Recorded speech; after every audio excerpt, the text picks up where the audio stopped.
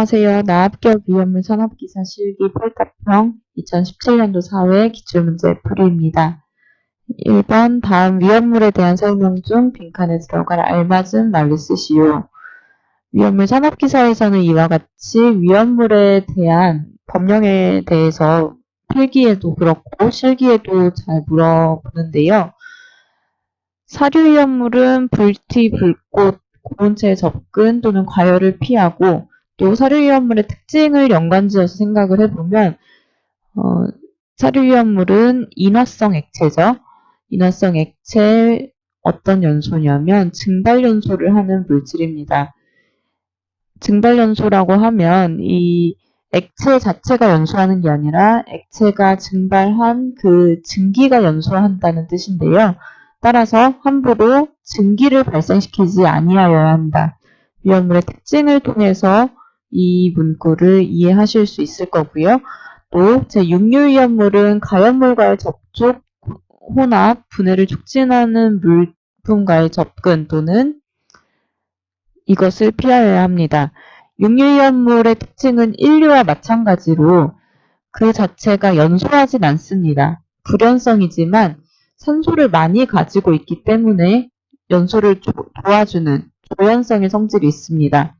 따라서 분해돼서 산소를 발생하는 이러한 상황을 만드는 것은 바로 과열이 되겠네요.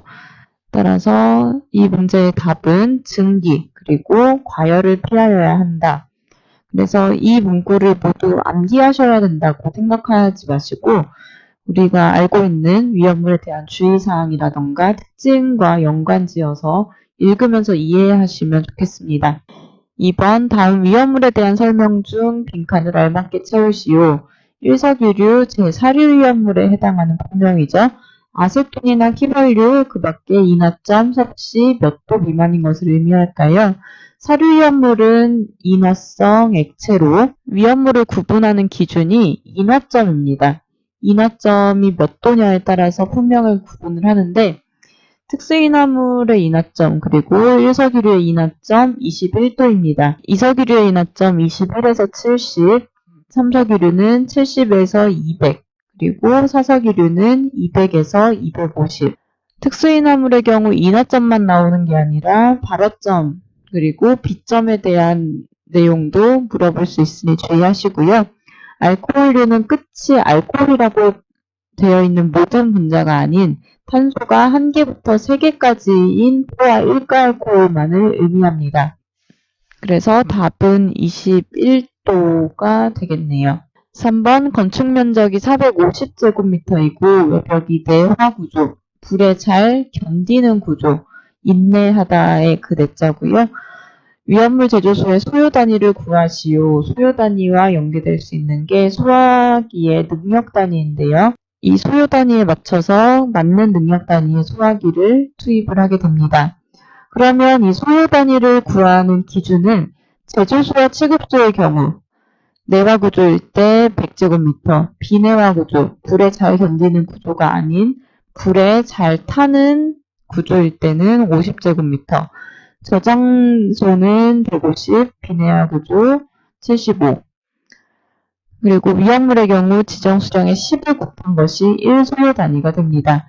그러면 이 문제에서는 건축 면적이 450인 제조소이고 그 제조소가 내화 구조이므로 1소요 단위가 100제곱미터겠네요. 그러면 450제곱미터일 때는 바로 4.5 단위가 되겠습니다. 따라서 답은 4.5라고 써주시면 되고요.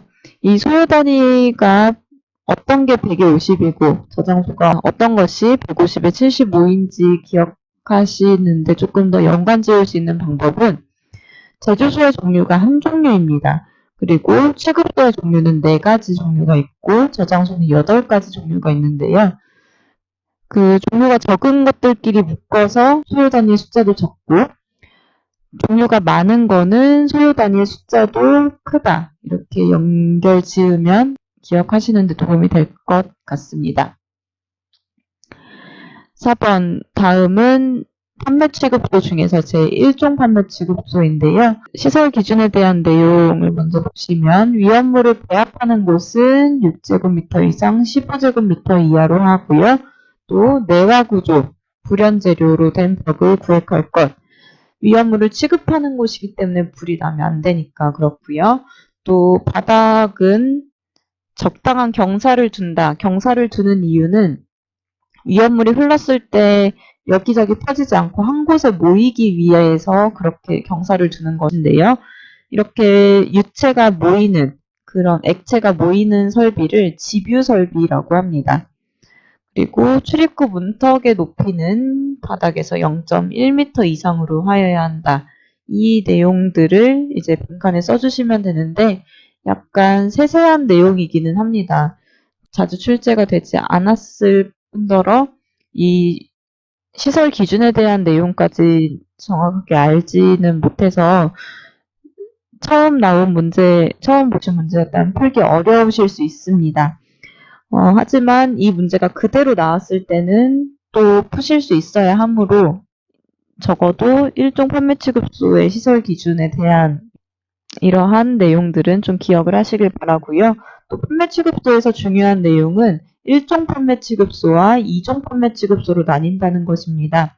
1종 판매 취급소는 지정수량 20배 미만의 위험물을 취급하는 곳, 그리고 2종은 40배보다 작은 위험물을 취급하는 곳을 의미합니다. 5번 트리에틸 알루미늄의 반응식을 쓰는 문제입니다. 가번은 연소 반응식, 그리고 나번은 물과의 반응식인데요. 일단 트리에틸 알루미늄의 분자식부터 생각을 해보면 트리는 3개, 어떤 게 3개냐면 에틸이라고 하는 C2H5가 3개가 있는 알루미늄입니다. 트리에틸 알루미늄이 산소와 반응했을 때 C가 있기 때문에 O2와 만나서 CO2가 되고요. H가 있기 때문에 H2O, 알루미늄이 있기 때문에 Al2O3가 됩니다.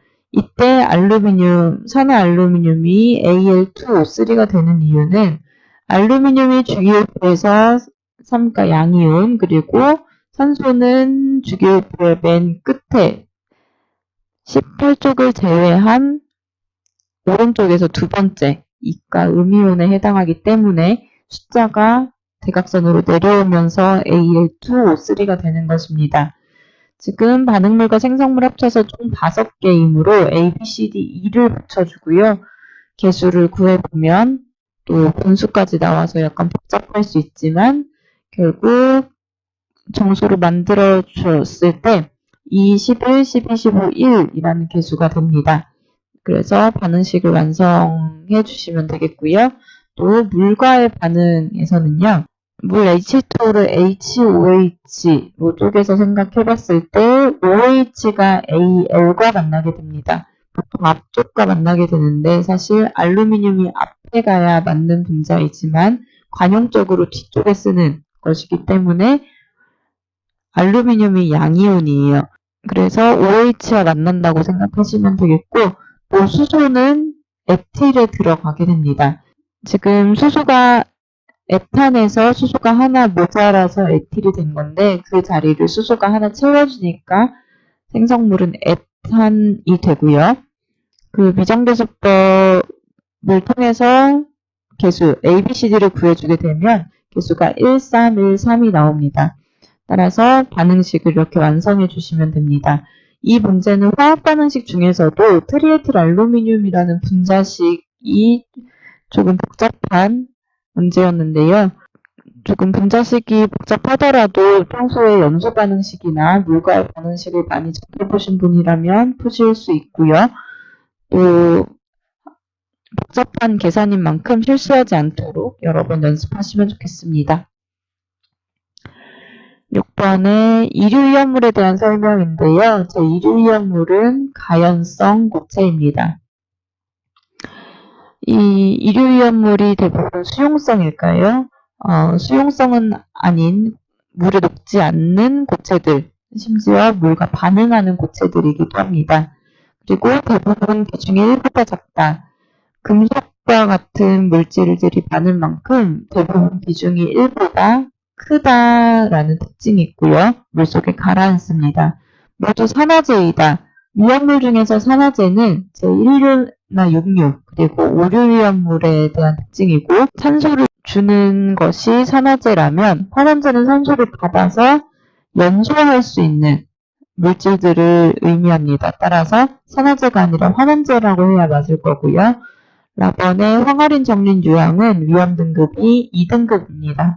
다른 위험물과 다르게 이류위험물은 위험 등급이 2부터 시작한다는 특징이 있어요. 그리고 마지막 고형알코올은 가연성 고체에 포함이 되며 지정수령이 1000이다. 고형알코올은 분명히 제2류위험물 중 인화성 고체에 해당하고 따라서 지정수령이 1000입니다. 가연성 고체에 포함된다, 즉 2류위험물이다 라는 얘기이므로 맞는 답이 되겠습니다. 7번 위험물이 분해하여 발생하는 산소의 부피. 과염수산 암모늄의 경우에는 화학 반응식이 분해돼서 산소가 2개가 나오게 되는데요. 그리고 염수산 칼륨, 염수산 암모늄, 가염수산 나트륨 모두 과염수산 나트륨까지 모두 지금 산소가 발생을 하고 있습니다. 이때 반응식을 완성했을 때 반응물이 개수가 이쪽은 3개는 2고 하나는 1이죠. 같은 몰수가 반응했을 때 생성물의 양을 비교해야 맞는 비교가 되겠습니다.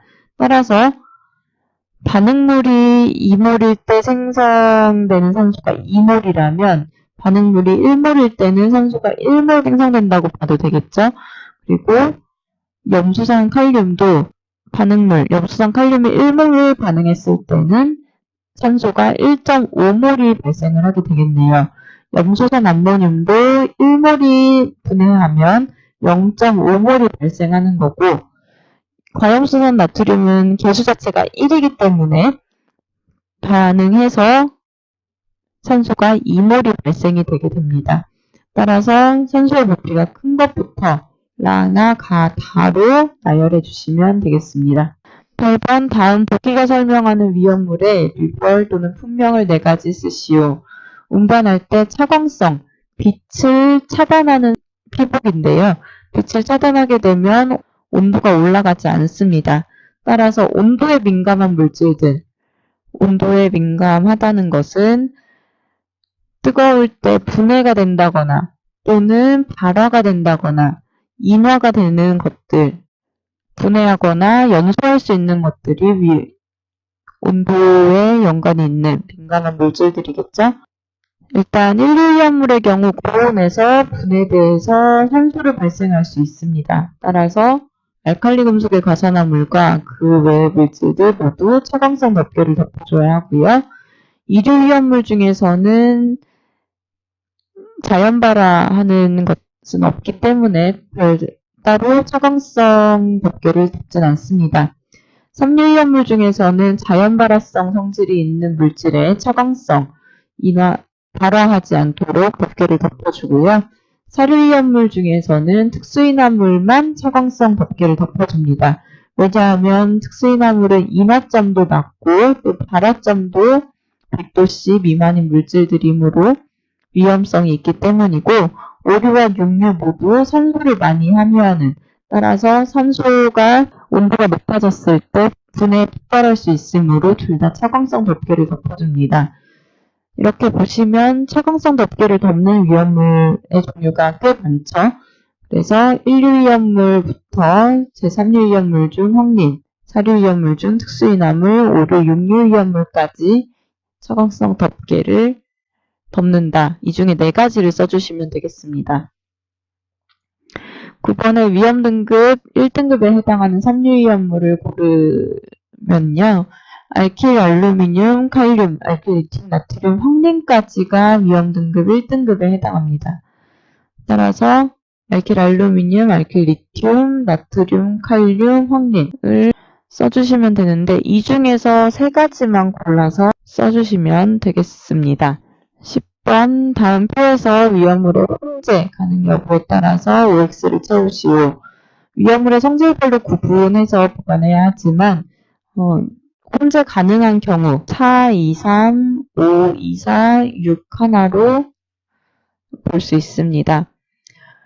위험물의 혼재, 사류위험물이 2류와 그리고 사류가 3류와 5류가 2류, 5류가 4류와 6류 위험물이 1류와 혼재할 수 있다는 것이고요.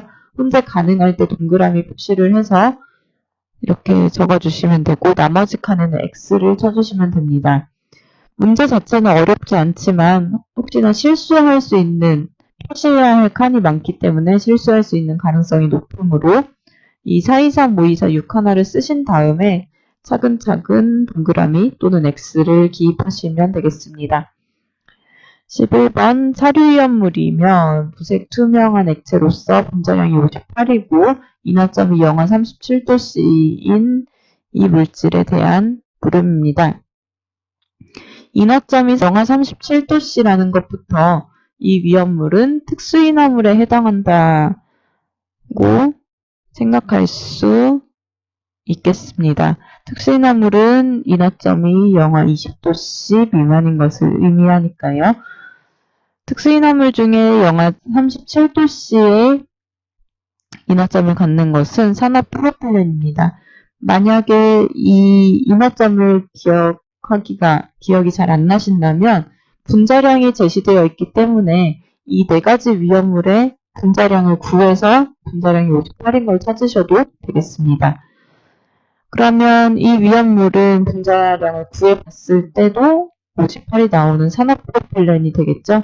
화학식을 써주시고요. 그리고 지정수량은 50L로 해주시면 되겠습니다. 이 아세트알데히드 등을 설치할 때는 은과 수은, 동, 마그네슘을 쓰지 않습니다. 이 동은 구리와 같은 말이고요. 아세트알데히드 등에 지금 산화프로필렌이 포함되는 상황입니다. 위험물 안전관리 법령에서 아세트알데히드와 산화프로필렌은 아세트알데히드 등이라고 합니다. 그래서 가번에 정답 화학식 써주시고 나번에 지정수량 50L 단위 빠뜨리지 말고 써주시면 됩니다. 12번 염수산칼륨에 대한 안전 분해 반응식과 또 산소의 부피를 구하시오. 분해 반응식을 구하기 위해서 KClO3를 써주시고 KCl과 O 사이에서 이렇게 분해가 됩니다. ABC 구해주시면 개수가 나오게 되고요. 이 기체의 부피를 구하라고 했기 때문에 이상기체 상태 방정식을 씁니다. 가번에서 구했던 반응식을 활용해서 부피를 구할 때 PV는 n분의 WRT의 식을 쓸 것이고요. V를 구하는 것이기 때문에 식을 PV n분의 WRT로 정리해 줍니다. 이때 PV는 nRT가 아닌 n분의 WRT를 쓰는 이유는 문제에서 이 물질의 질량을 주었기 때문에 질량과 분자량을 나눠서 몰수를 구하기 위해 이 식을 쓰는 것입니다. 압력과 분자량, 질량, 기체상수, 절대 온도까지 단위를 맞춰서 지금 세제곱미터의 부피를 구하는 것이기 때문에 질량도 킬로그램, 또 분자량도 킬로그램 퍼몰 등으로 킬로몰 등으로 단위를 맞춰 주셔야 하고요. 이 각 항을 구한 것을 대입한 다음에 이쪽이 지금 KClO3에 대한 것이므로 산소의 부피를 구하는 것이기 때문에 산소에 대한 것으로 환산을 해줍니다. 이때 KClO3가 2몰이 있을 때 산소가 3몰이 발생된다는 뜻이 됩니다. 이때 2와 3이 되는 것은 화학 반응식의 개수를 써준 것이고요. 계산을 했을 때 6.72로 반올림을 해서 6.72 세제곱미터가 되겠습니다. 13번의 과산화나트륨과 아세트산의 화학 반응식인데요. 이것은 화학 반응식 중에서도 분자식을 쓸 수 있지만 이 반응에서 생성되는 생성물을 생각해내는 게 약간 까다로웠을 것으로 생각되는 문제입니다. 과산화나트륨은 제1유위험물 중에서 무기과산화물에 해당하죠. 이 무기과산화물이 산과 반응했을 때는 바로 과산화수소가 생성이 됩니다.